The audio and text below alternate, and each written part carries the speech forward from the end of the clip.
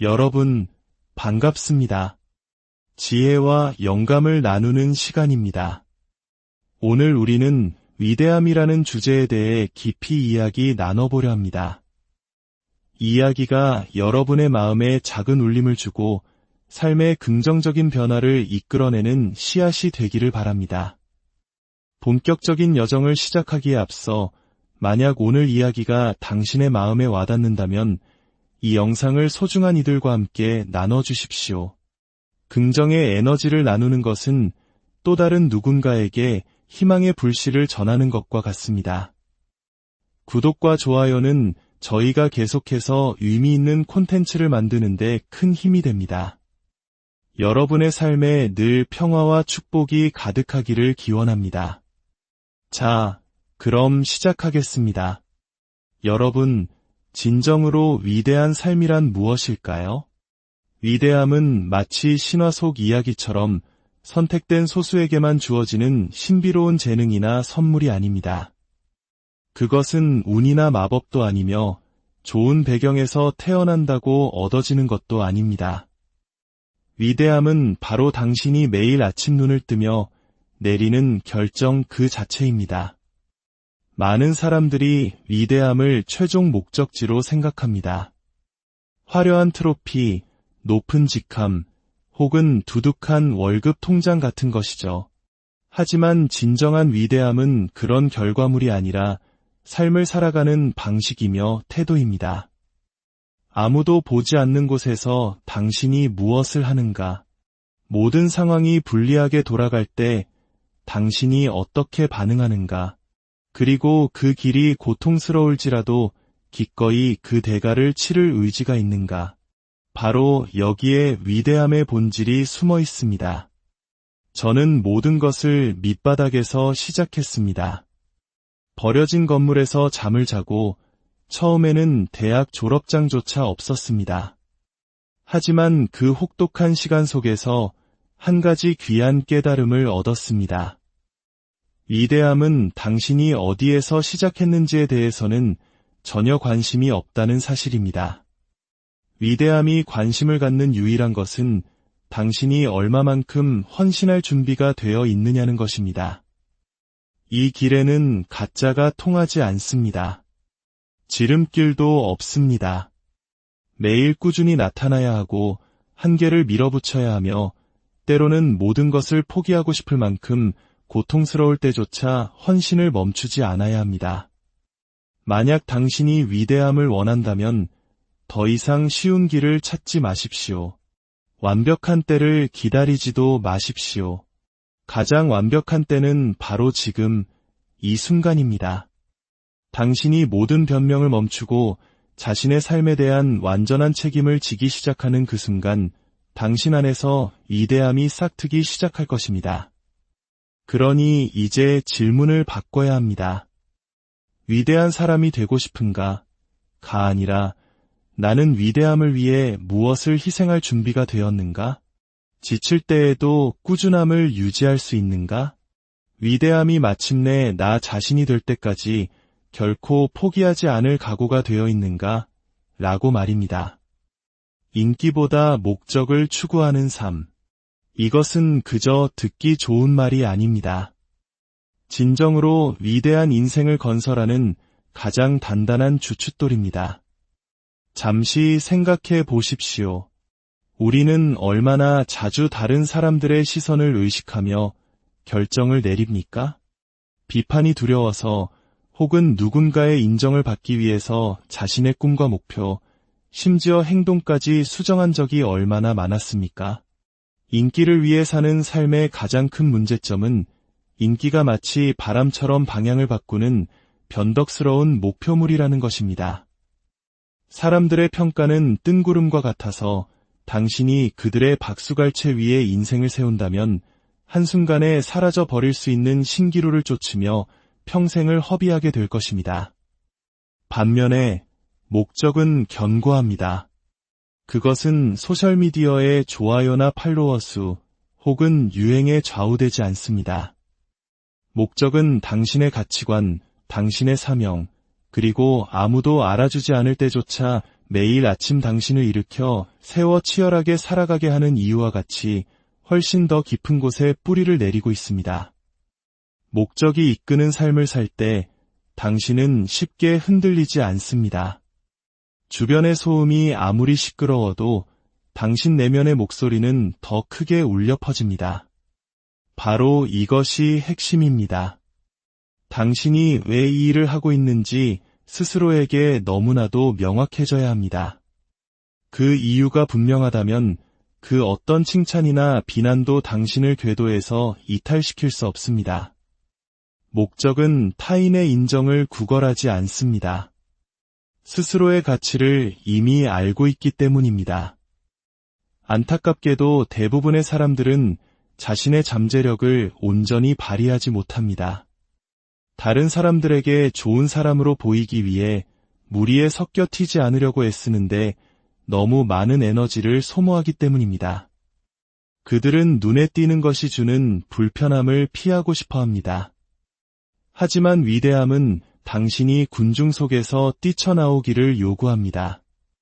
남들과 다른 방식으로 생각하고 행동하기를 요구합니다. 모두를 편안하게 해주기 위해 평범함에 안주한다면 결코 비범한 존재가 될 수 없습니다. 어떤 분들은 지금 모든 사람을 만족시키려 애쓰다가 길을 잃었을지도 모릅니다. 이해합니다. 우리는 인간이기에 사랑받고 싶고 인정받고 싶어 합니다.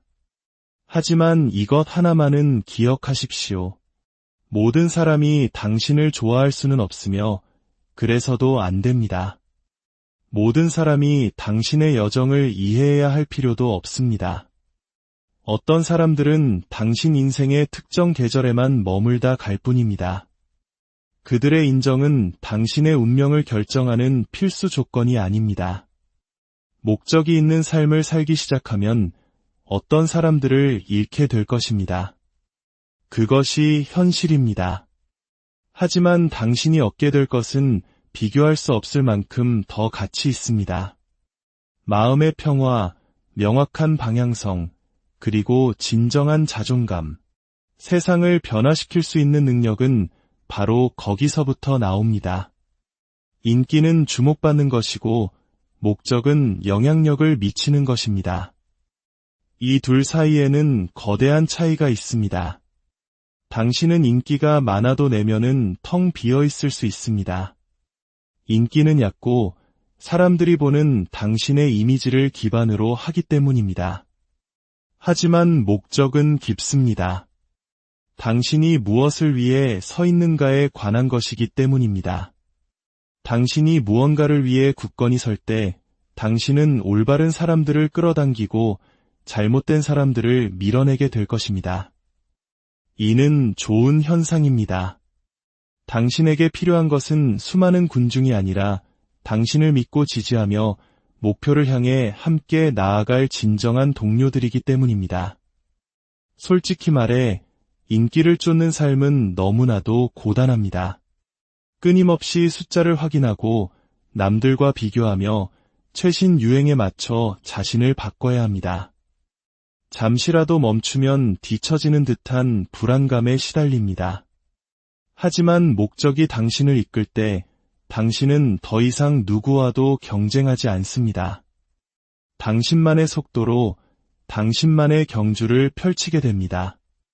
다른 사람들이 무엇을 하는지에 한눈 팔지 않습니다. 당신은 당신이 어디로 가고 있는지 정확히 알고 있기 때문입니다. 흥미롭게도 당신이 목적에 온전히 집중할 때 인기는 종종 부산물처럼 따라오기도 합니다. 하지만 그때가 되면 인기는 더 이상 당신의 목표가 아닙니다. 그것에 의존하여 당신의 정체성을 확인받을 필요가 없어집니다. 역사에 길이 남을 족적을 남긴 인물들을 떠올려 보십시오. 마틴 루터 킹 목사, 테레사 수녀, 넬슨 만델라, 스티브 잡스. 그들은 인기를 얻기 위해 길을 나선 것이 아닙니다. 오히려 많은 이들이 혹독한 비판과 반대, 심지어 증오에 직면했습니다. 하지만 그들은 자신의 목적의 끝까지 헌신했습니다.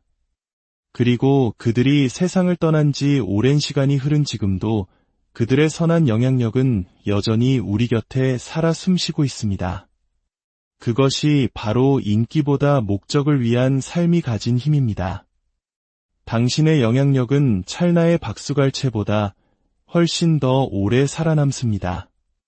동기부여를 넘어선 규율의 힘. 이것은 대부분의 사람들이 배우기 가장 어려워하는 교훈 중 하나이지만 꿈만 꾸는 사람과 꿈을 실현하는 사람을 가르는 결정적인 차이입니다. 동기부여는 훌륭한 출발점입니다. 감동적인 영상을 보거나 강력한 연설을 듣거나 가슴을 뛰게 하는 문장을 읽었을 때 느끼는 벅찬 감정이죠. 동기부여는 우리를 일찍 일어나게 하고 운동하게 하며 목표를 향해 달려가고 싶게 만듭니다. 하지만 문제가 있습니다. 동기부여는 일시적이라는 것입니다. 마치 불꽃과 같아서 순간적으로 밝고 뜨겁게 타오르지만 땔감을 계속 넣어주지 않으면 이내 사그라들고 맙니다. 수많은 도전으로 가득한 우리 인생에는 그 불꽃이 전혀 보이지 않는 날들이 훨씬 더 많습니다. 만약 당신의 성공이 매일 동기부여를 느끼는 것에 달려 있다면 당신은 이미 실패를 예약한 것이나 다름없습니다. 하지만 규율은 완전히 다른 이야기입니다. 규율은 동기부여가 사라진 자리에 나타나는 것입니다. 감정이 모두 소진되었을 때도 묵묵히 계속 나아가게 하는 꾸준한 엔진입니다. 솔직해집시다. 우리는 매일 무언가를 하고 싶다는 의욕을 느끼지 못합니다. 일찍 일어나고 싶지 않은 날, 공부하기 싫은 날, 힘든 운동을 건너뛰고 싶은 날이 분명히 있습니다. 몸은 침대에 더 누워있어 라고 말하고 머리는 오늘 하루쯤은 쉬어도 괜찮아 라고 속삭이며 마음은 그럴 기분이 아니야 라고 외칩니다. 그런 날에는 동기부여란 찾아볼 수 없습니다. 하지만 규율은 당신의 기분을 묻지 않습니다. 당신이 어떤 감정 상태인지 신경 쓰지 않습니다. 규율은 우리는 이걸 하기로 약속했기 때문에 하는 것이다 라고 말하는 내면의 목소리입니다. 협상의 여지가 없습니다. 대부분의 사람들이 실패하는 이유는 감정에 의존의 삶을 운영하려 하기 때문입니다. 감정은 날씨처럼 다른 사람의 말 한마디에 어젯밤의 수면 시간에 따라 시시각각 변하는 믿을 수 없는 것입니다. 하지만 규율은 감정이 아닙니다. 그것은 당신이 미리 내려놓은 결정입니다. 상황에 관계없이 따르기로 약속한 시스템입니다. 그렇기 때문에 규율이 있는 사람들은 계속해서 승리하는 것입니다. 그들은 완벽한 순간을 기다리지 않습니다.